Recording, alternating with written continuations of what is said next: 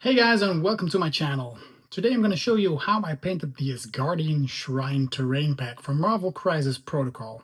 It's a huge Asgardian terrain pack which can be painted in just a few colors, and I'm going to show you how I did it.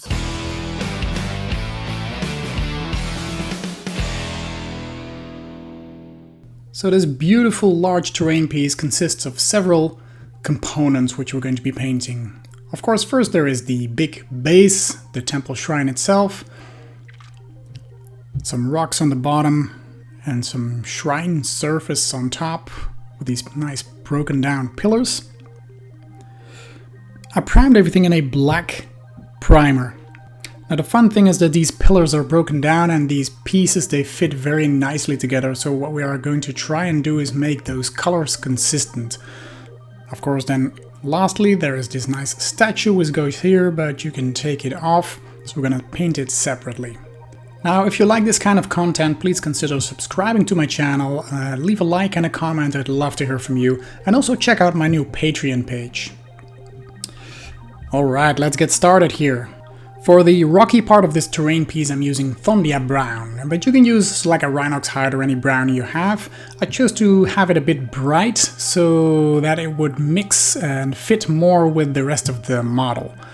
We're going to be painting this with just a few colors, and the technique is very simple. As you can see here, I'm kind of slapping on the paint, not paying too much attention to whatever remains black or becomes brown.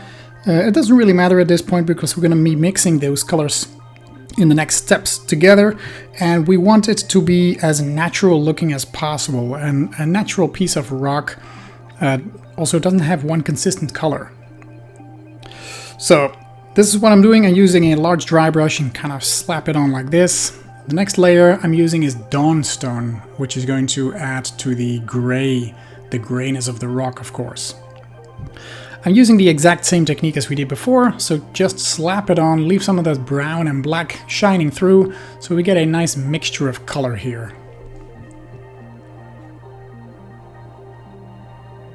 The end result, of course, I want to be a realistic looking rock. So we're going to be using natural colors. Then again, this is Asgard, so it could look like a rainbow as well. Next up, after we have highlighted these areas, I'm using Mornfang Brown over the gray parts. So we have now a third color. I'm just applying it straight from the pot, as you can see, with the same large dry brush. Make sure to wipe off most of your paint. You don't want to be painting it, but dry brushing this. So the reason I did gray before is that this brown is really popping out, looking nice. It's like a claystone mountain, sort of. You can go for grays, of course, but I wanted to have some browns since my base, the model itself, the temple itself is going to be grayish. So this makes it have some other colors in it. Next step is Rock Art Flesh. Again, highlighting over the top of the previous colors with the same dry brush. I am focusing on smaller and smaller areas each time so that all the previous colors are visible, and for the highlighted parts I'm focusing on the more upper parts of those rocks, so I'm leaving the bottom a bit darker and the top of course sees the most light, so it would be the most brightest part of this rock, and it gives a nice combination of all these colors. It's starting to look more and more like a real rocky surface. It's not a big deal if you hit those steps or any part of the rest. We're going to be painting over it anyway, so... Alright, and when this is done, we are going to continue with one final step, some Ushabti bone. Add some yellowness to the mix, and this time focusing only really on those top areas, and I wiped off almost all of my paint from the brush, so it's just some fine lines that you're going to see.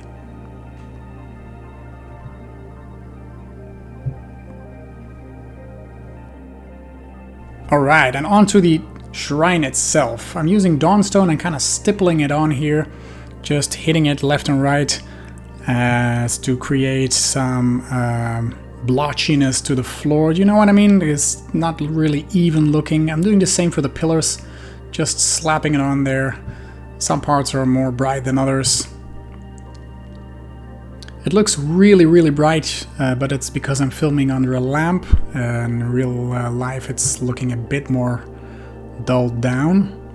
So make some circular movements when dry brushing on flat surfaces, otherwise you're going to get strokes and you want it to have an even spread. So this way you get a nice spread, as you can see.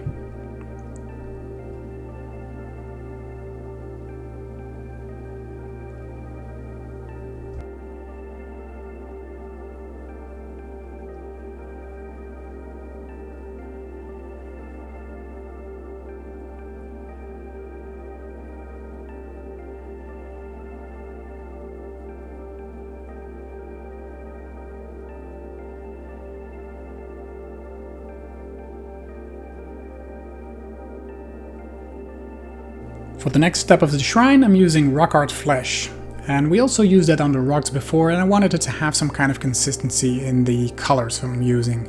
So I'm also kind of stippling it on there left and right. It doesn't have to be the same color, the exact same color everywhere, so just put it on at some random spots. And kind of dry brush it out left and right. Don't forget the sides here.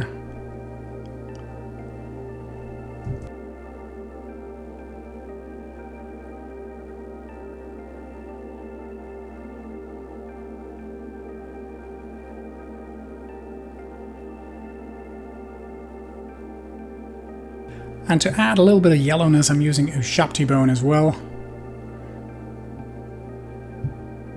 And go over all of the edges. And also the surfaces. Very, very slightly. Just some subtle details. Some edge highlights. So again, and I can't emphasize this enough, wipe off most of your paint. Otherwise you're going to be painting it instead of dry brushing it. You do not want any solidness on these big surfaces. You want differentiation in colors. You want shades. You want darker and brighter areas.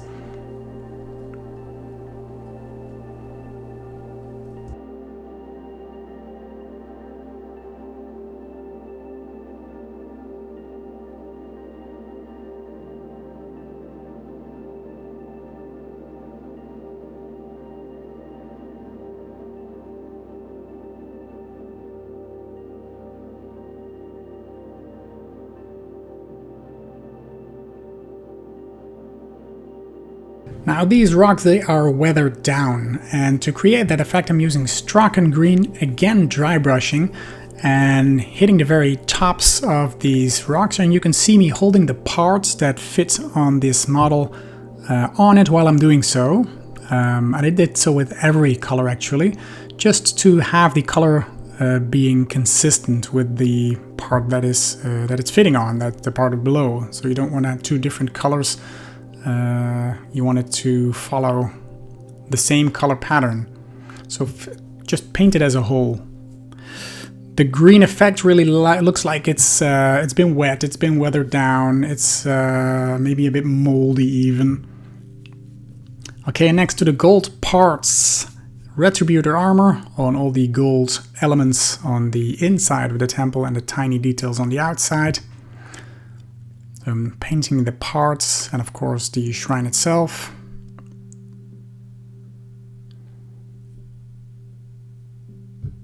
You can choose whether to paint the inside, the tiny circle, if you want. I think I colored it in at the end.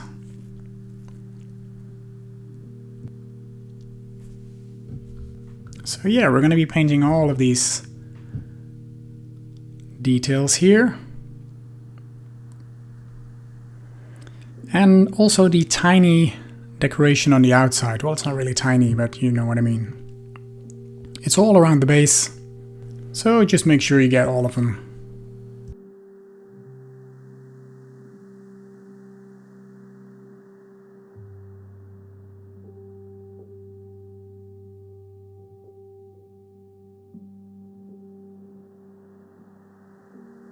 Now Now while you let that dry, I took some snakebite leather or any other brown just to add some more color detail to the outside rock. Looks like it's been weathered down a bit, it's been dripping or having some humidity drip down from certain parts. Just go nuts here, don't take it too far, but you know. So I washed the golden pieces with Wayland Flesh Shade.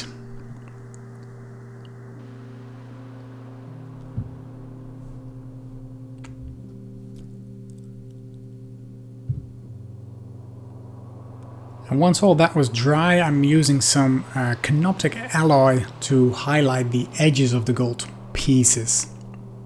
They're big solid objects, but just pick out some of those top edges mainly.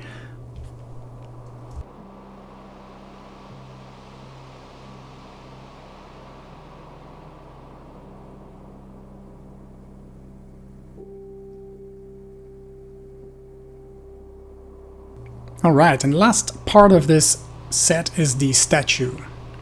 I'm using Dawnstone to base coat the first layer, also with a large dry brush, so we're not solidly painting it, we are dry brushing it, leaving some black shining through.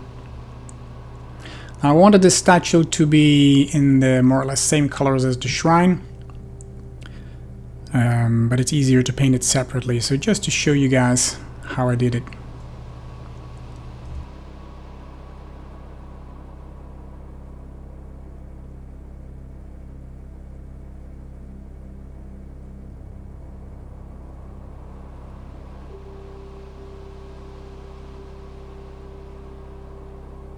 Second step, some rock art flesh. Try and work from the top down as the light would normally shine from the top, and leave some shades on the bottom. So leave those bottom parts darker. But this step is mainly for the color, not so much as for the light intensity. We're going to be doing that with the final step for the most part.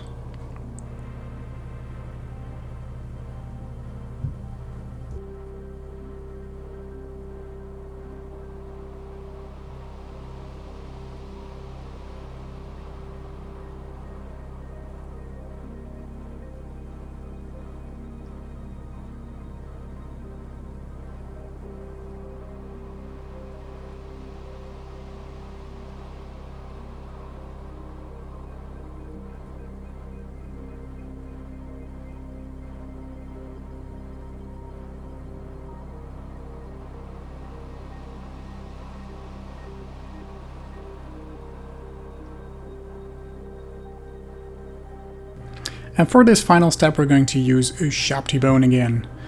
Add some tiny bit of yellowness, some light to the sides, to the upper parts, the shoulder, the chest, top of the shoulders on the back. So the parts that would see the most light, and leave the rest darker.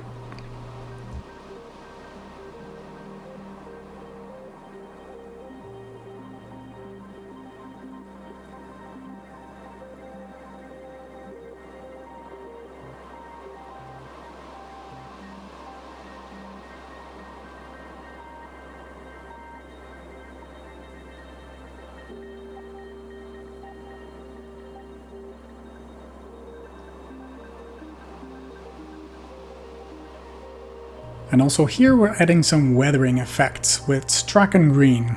Looking kind of wet, kind of moldy, some discoloration from ages of being a statue.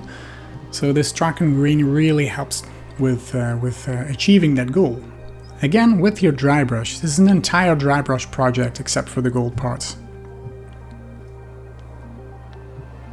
And that's it for our model, the Asgardian Shrine Terrain Pack. I loved painting this, and if you like this kind of videos, please consider subscribing to my channel, follow me on my Patreon, and leave a comment please, I'd love to hear from you.